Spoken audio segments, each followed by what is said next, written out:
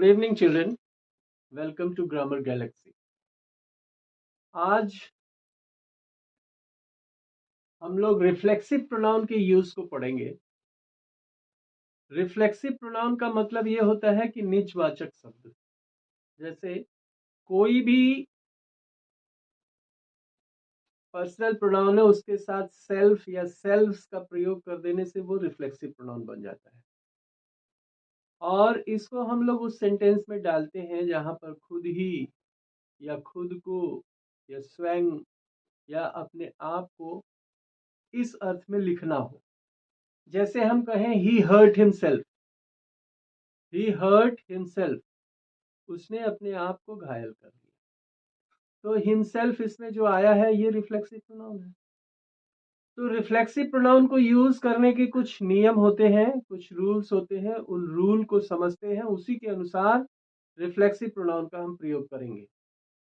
तो ये जो पहला रूल है ये पहले भी हमने आपको बताया हुआ है। एक्विट का मतलब प्रशंसाजनक व्यवहार करना। अवेल का मतलब लाभ उठाना।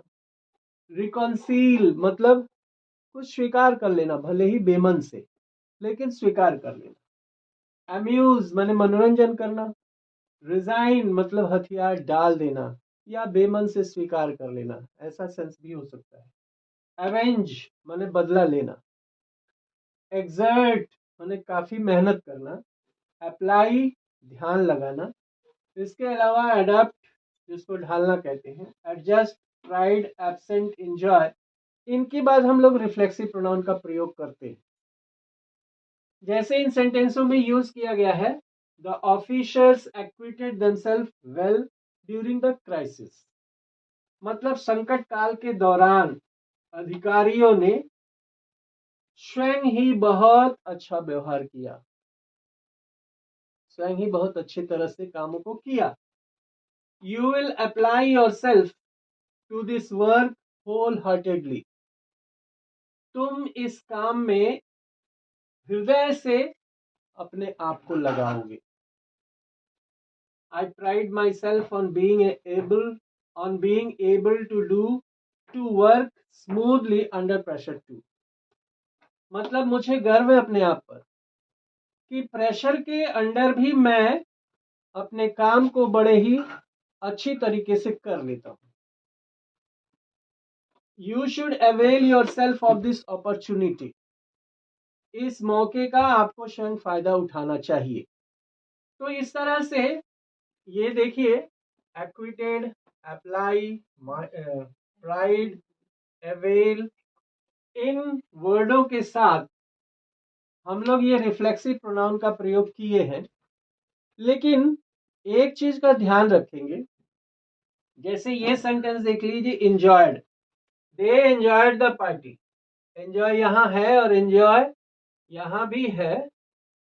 ये इसके बाद रिफ्लेक्सिव प्रोनाउन का प्रयोग होना चाहिए था, लेकिन हुआ नहीं। दे एंजॉयड द पार्टी क्यों नहीं हुआ? ये एंजॉयड वर्ब का ऑब्जेक्ट इसके साथ है, मतलब इन वर्बों का ऑब्जेक्ट भी अगर है तो हम लोग इसके बाद रिफ्लेक्सिव प्रोनाउन का प्रयोग नहीं करेंगे। दे एंजॉयड व्हाट? भाई वर्ब में जब हम व्हाट लगाते हैं, हुम लगाते हैं, तब ऑब्जेक्ट निकलता है। तो एंजॉयड व्हाट? The party. इसका मतलब ये ऑब्जेक्ट है, और ऑब्जेक्ट है इसलिए हम लोग यहाँ रिफ्लेक्सिव प्रोनाउन का प्रयोग नहीं करेंगे। लेकिन उसी वर्ड के बाद देखिए, दे एंजॉयड, यहां देमसेल्व्स होना चाहिए। दे एंजॉयड देमसेल्व्स, ये क्यों होना चाहिए? They enjoyed themselves during the vacation. Enjoyed के बाद एंजॉयड व्हाट? कोई जवाब नहीं। Enjoyed when? During vacation. Enjoyed what? कोई जवाब नहीं। इसका मतलब इसमें ऑब्जेक्ट नहीं है। ऑब्जेक्ट नहीं है तो देमसेल्व्स का प्रयोग होना चाहिए। दे के अनुसार देमसेल्व्स लगेगा। तो दे एंजॉयड देमसेल्व्स ड्यूरिंग वेकेशन, कहने का मतलब ये है कि इनका प्रयोग अगर हम करते हैं और उसके बाद कोई ऑब्जेक्ट आ जाता है, उस वर्ब का ऑब्जेक्ट आ जाता है, तब तो हमें रिफ्लेक्सिव प्रोनाउन लगाने की जरूरत नहीं है। और अगर ऑब्जेक्ट नहीं आता है, व्हाट और हुम से कोई आंसर नहीं आता है, तब हमको वहां पे रिफ्लेक्सिव प्रोनाउन लगाने की आवश्यकता है। यहां देखिए, he was absent, he was absent, यहां एक नाउन की तरह हमने इसको यूज किया है, लेकिन ये अगर नाउन की तरह यूज हुआ है तब तो वहां रिफ्लेक्सिव प्रोनाउन की आवश्यकता नहीं है। लेकिन अगर इसको मेन वर्ब की तरह हम लोग प्रयोग करेंगे, ही एब्सेंटेड हिमसेल्फ, तो मेन वर्ब की तरह अगर ये प्रयोग होते हैं तो उनके साथ हमको रिफ्लेक्सिव प्रोनाउन लगाने की आवश्यकता है। अगर ये मेन वर्ब नहीं है तो हम लोग रिफ्लेक्सिव प्रोनाउन नहीं लगाएंगे। तो इस तरह के कुछ नियम है, कहीं लगाए जाते हैं और किसी कंडीशन में नहीं लगाए जाते हैं। तो ये सारी बातें हमको समझनी पड़ेगी, जिससे बहुत सारी परीक्षाओं में इसी तरह के टिपिकल क्वेश्चंस आते हैं और गलतियां ढूंढनी होती है, एरर्स ढूंढने होते हैं। अगर ये सारी बातें हम लोग नहीं जानेंगे तो एरर ढूंढ नहीं पाएंगे। तो इसके बाद कुछ और रूल्स पढ़ते हैं। तो बच्चों, रूल नंबर 1 में हमने पढ़ा कि किन किन वर्बों के साथ हम लोग रिफ्लेक्सिव प्रोनाउन का प्रयोग करेंगे और किस कंडीशन में करेंगे। रूल 2 में हम ये देखेंगे कि किस किस वर्ब के साथ रिफ्लेक्सिव प्रोनाउन का प्रयोग नहीं होता है, जैसे कीप है, स्टॉप है, टर्न है, qualify, bath, move, rest, hide, इनके साथ रिफ्लेक्सिव प्रोनाउन का प्रयोग नहीं होता है। जैसे यहाँ पे हमने सेंटेंस लिखा है, you should keep your self away from the bad boys, तुम्हें बुरे बच्चों की संगति से अपने आप को दूर रखना है। तो कीप के साथ ये योरसेल्फ का प्रयोग गलत है, रिफ्लेक्सिव प्रोनाउन का प्रयोग गलत है। तो ये सेंटेंस होना चाहिए, you should keep away from the bad boys, keep yourself नहीं होगा। ही hide himself in the room, उसने कमरे में छुप गया। तो उसने हिड, हाइड का थर्ड फॉर्म हिड है, तो इस हिड के बाद हिमसेल्फ का प्रयोग नहीं होना चाहिए। तो ये सेंटेंस होना चाहिए, ही hide himself he hid in the room. तो इन क्रियाओं के साथ, इन वर्बों के साथ हम लोग रिफ्लेक्सिव प्रोनाउन का प्रयोग नहीं करते हैं। तो दो चीज क्लियर हो गया, कहाँ करते हैं और कहाँ नहीं करते हैं। अब देखिए, सब्जेक्ट अथवा ऑब्जेक्ट के रूप में रिफ्लेक्सिव प्रोनाउन का प्रयोग हम तब तक नहीं करते हैं जब तक उसके पहले कोई संबंधित नाउन या प्रोनाउन नहीं है। कैसे, देखिए, जैसे हम लोग कहते हैं अपने इंट्रोडक्शन में, हम लोग कहते हैं माई सेल्फ रवि, मान लीजिए हम लोग कह देते हैं माई सेल्फ रवि, तो ये कहना बिल्कुल गलत है। ये इंडिया में पता नहीं कैसे कहा जाता है या कैसे कहना स्टार्ट हो गया, माई सेल्फ अमुक, गलत है। वो होना चाहिए आई एम डैश। जैसे माई सेल्फ रवि अगर कहते हैं तो वो गलत है, उसको ऐसे कहना चाहिए कि आई एम रवि। तो उसी तरह यहां लिखा है myself Ravi from Delhi, myself के पहले कोई नाउन या प्रोनाउन नहीं है जिससे कि ये माई सेल्फ संबंधित मतलब संबंधित हो। तो इसको लिखना चाहिए I am Ravi from Delhi. ये क्या होना चाहिए, ये होना चाहिए I am Ravi from Delhi. दूसरा सेंटेंस देखिए, yourself and he reach there in time. Yourself किसी से रिलेटेड नहीं है, किसी अपने से पहले किसी नाउन या प्रोनाउन से रिलेटेड नहीं है, इसलिए यहाँ योरसेल्फ कहना गलत है। यहाँ होना चाहिए you and he reach there in time. I myself did this work, ये तो सेंटेंस सही है। I myself did this work, मैंने यह काम स्वयं किया, ये लिखना सही है, क्योंकि इसके पहले एक प्रोनाउन है जो कि इससे संबंधित है।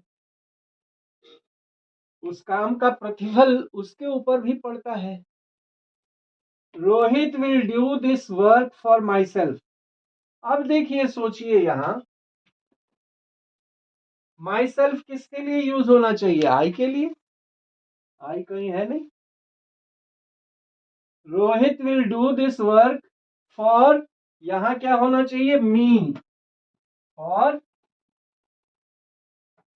फॉर का ऑब्जेक्ट मी, तो ऑब्जेक्टिव रूप में लिखेंगे। तो Rohit will do this work for me. तो कहने का मतलब है कि सब्जेक्ट में या ऑब्जेक्ट में, जैसे यहाँ ऑब्जेक्ट में किया गया है, यहाँ सब्जेक्ट में किया गया है। सब्जेक्ट या ऑब्जेक्ट में रिफ्लेक्सिव प्रोनाउन का प्रयोग हम तब तक नहीं करेंगे जब तक कि उसके पहले कोई उससे रिलेटेड नाउन या प्रोनाउन नहीं है।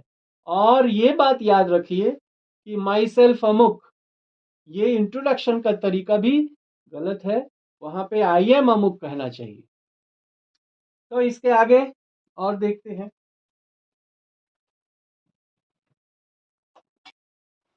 तो डिस्ट्रीब्यूटिव प्रोनाउन में भी हमने आपको कई प्रोनाउन बताए थे, लेकिन यूज करना आइदर नाइदर,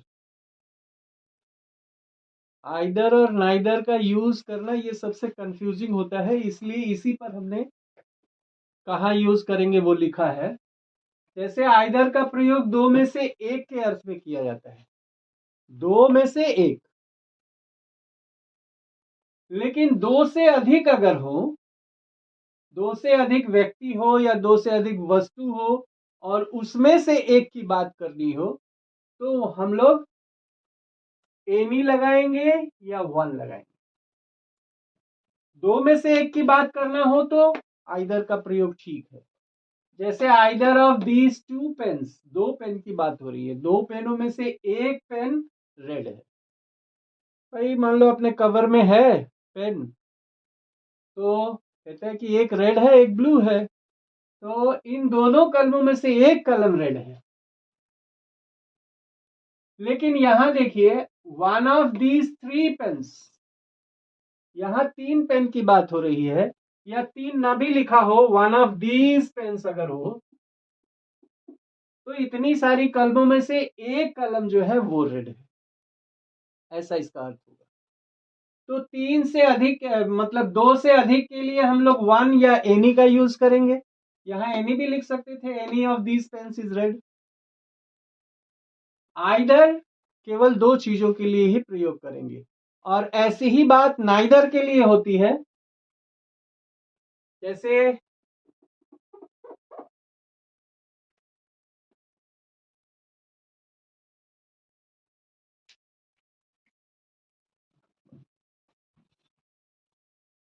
हाँ, तो देखिए, आइदर का हम लोग पढ़ चुके प्रयोग। नाइदर का प्रयोग दो में से एक भी नहीं। आइदर का प्रयोग हम लोग पढ़ रहे थे दो में से एक, लेकिन नाइदर के प्रयोग में दो में से एक भी नहीं के अर्थ में हम लोग प्रयोग करते हैं। और दो में से अगर एक भी नहीं हो तब तो हम लोग नाइदर लगाएंगे। लेकिन दो से अधिक व्यक्ति या वस्तु में से एक भी नहीं, एक भी नहीं,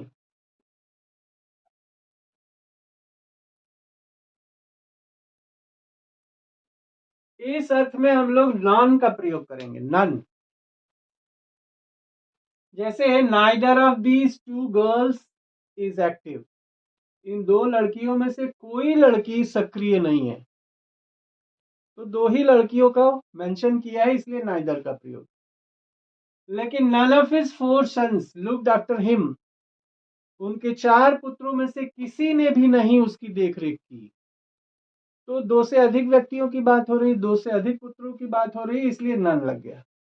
तो दो में से एक भी नहीं के लिए नाइदर, और अधिक व्यक्तियों में से, दो से अधिक व्यक्ति या वस्तुओं में से कोई भी नहीं के लिए हम लोग नॉन का प्रयोग करते हैं।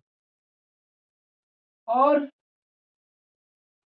ये रेसिप्रोकल प्रोनाउन, रेसिप्रोकल प्रोनाउन में हम लोगों ने पढ़ा है ईच अदर और वन अनदर होते हैं। तो ईच अदर का प्रयोग उसी तरह दो व्यक्ति या वस्तुओं के लिए होता है, लेकिन वन अनदर का प्रयोग दो से अधिक व्यक्ति या वस्तुओं के लिए होता है। जैसे he was so afraid that his knees knocked each other, वह इतना डरा था कि उसके घुटने एक दूसरे से टकरा रहे थे। डर से आदमी जब कांपता है तो घुटने भी एक दूसरे से लड़ते हैं। तो घुटने चूंकि दो ही होते हैं, इसलिए यहाँ ईच अदर लगाया गया है। तो he was so afraid that his knees knocked each other. यहाँ देखिए, आफ्टर द फेयरवेल मतलब विदाई समारोह के बाद, the students bed one another. छात्रों ने, कई छात्रों की बात कर रहे हैं, तो इसलिए वन अनदर लगा है यहाँ। तो after the farewell the students bed one another. विदाई समारोह के बाद छात्रों ने एक दूसरे को अलविदा कहा। तो इस तरह से ईच अदर और वन अनदर का प्रयोग, आइदर और नाइदर का प्रयोग, ये हमने समझा। अब इसके बाद डेमोन्स्ट्रेटिव प्रोनाउन को देखते हैं।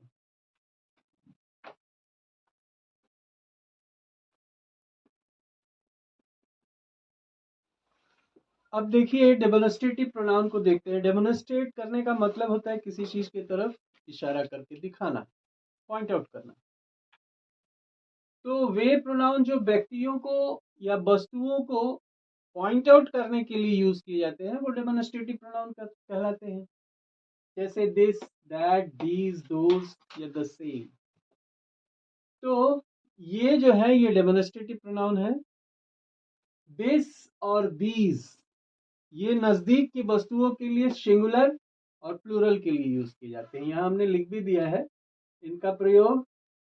अच्छा, यहाँ लिखा है दिस का प्रयोग समीप के व्यक्ति या वस्तु के लिए सिंगुलर में, परंतु दीज का प्रयोग प्लूरल में करते हैं। समीप के प्लूरल में अगर है तो दीज करते हैं। अच्छा, एक सावधानी रखेंगे, ये दिस के बाद अगर कोई नाउन आ गया तो ये दिस फिर प्रोनाउन नहीं रहता है, ये तब डेमोन्स्ट्रेटिव एडजेक्टिव हो जाता है। ये डेमोन्स्ट्रेटिव प्रोनाउन नहीं है। इसके बाद किसी नाउन का आना इसको डेमोन्स्ट्रेटिव एडजेक्टिव बना देता है। डेमोन्स्ट्रेटिव प्रोनाउन का मतलब उसके बाद वर्ब आना चाहिए। तो जैसे this is a cat, this is a cat, नजदीक में कोई कैट है तो उसको कहते हैं this is a cat. These are cats, नजदीक में बहुत सारी बिल्लियां हैं तो दीज आर कैट्स। और उसी तरह ये दैट और दोज, ये दूर की वस्तुओं के लिए या दूर के व्यक्तियों के लिए हम लोग सिंगुलर में दीज और सिंगुलर में दैट और प्लूरल में दोज का प्रयोग करते हैं। जैसे यहाँ देखिए, दैट इज ए बुक, दूर एक कोई किताब है तो दैट इज ए बुक। दूर बहुत सारी किताबें हैं तो दोज आर बुक्स। तो ये सारी चीजें तो हम लोग बहुत पहले से जानते हैं, लेकिन इसमें दो प्रमुख बातें और रह जाती हैं, उनको देख लेते हैं। हाँ, तो डेमोन्स्ट्रेटिव प्रोनाउन में दो प्रमुख बातें जो बता रहे थे, सिंगुलर नाउन के रेपिटेशन को रोकने के लिए हम लोग दैट ऑफ का प्रयोग करते हैं, प्लूरल नाउन के रेपिटेशन को रोकने के लिए दोज ऑफ। किस तरह से, देखिए, the climate of Pune, the climate of Pune is better than that of Mumbai. ये जो दैट ऑफ का प्रयोग है, ये किसके लिए किया गया है? क्लाइमेट के लिए, क्लाइमेट ऑफ पुणे के लिए। तो climate of Pune is better than that of Mumbai. तो इस सिंगुलर नाउन के रेपिटेशन को रोकने के लिए, वरना वैसे हमें लिखना पड़ता the climate of Pune is better then the climate of Mumbai. तो उतना ना लिख के इसी चीज के लिए एक प्रोनाउन लग गया, क्या? That of. तो climate of Pune is better than that of Mumbai. The streets of Delhi, ये एक नाउन है। स्ट्रीट्स ऑफ दिल्ली एक नाउन। इसके लिए द स्ट्रीट्स ऑफ दिल्ली, ये चूंकि प्लूरल है तो यहाँ पे देन दोज ऑफ, तो the streets of Delhi are wider than those of Mumbai. मतलब दिल्ली की सड़कें मुंबई के सड़कों से चौड़ी हैं। इसका मतलब हुआ मुंबई का क्लाइमेट पुणे के क्लाइमेट से अच्छा है। लेकिन ये पुणे का क्लाइमेट, मुंबई का क्लाइमेट, ये 2 बार हमको ना लिखना पड़े, इसलिए यहाँ पे हम लोग दैट ऑफ, और प्लूरल में है तो दोज ऑफ का प्रयोग कर लेते हैं। दूसरी बात ये है कि यहाँ तो हमने किसी भी सिंगुलर नाउन और प्लूरल नाउन की बात की। यहाँ पे सेंटेंस में सिंगुलर काउंटेबल नाउन हो, जिसको काउंट किया जा सके। सिंगुलर काउंटेबल नाउन को दोबारा लिखने से बचने के लिए हम लोग वन का प्रयोग कर लेते हैं, और प्लूरल काउंटेबल नाउन को दोबारा लिखने से बचने के लिए हम लोग वंस का प्रयोग कर लेते हैं, वंस। जैसे यहाँ देखिए, this is the new version, यह नया संस्करण है, but that is old one, लेकिन वो पुराना है। यहाँ दो क्लाइमेट में तुलना हुई है। These are new books, but those are old ones. यहाँ वर्जन को फिर ना लिखना पड़े, इसलिए हमने वन लिख लिया। बुक को फिर ना लिखना पड़े, इसलिए बुक्स की जगह पे हमने वंस लिख लिया।